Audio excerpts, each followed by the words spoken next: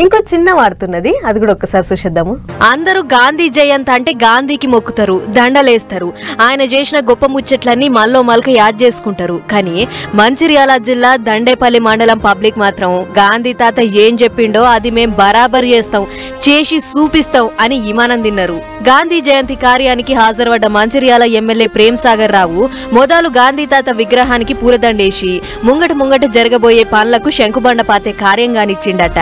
ఆ టెంక గాంధీ తాత చెప్పినట్లు ఎవ్వరు మందు తాగొద్దు, మత్తు మందుల జోలికి పోవద్దు అనే మాటను మేం కూడా నిజం చేస్తామని ఒట్టేయుర్రి అని వచ్చినోళ్ళ అందరితోని ఒట్టేపిచ్చిండు ఎమ్మెల్యే సారు. ఎందుకంటే ఈ మందు ఒకటే పెగ్గ అనుకుంటా చాలా మంది సీసాలు లేపుతుర్రు.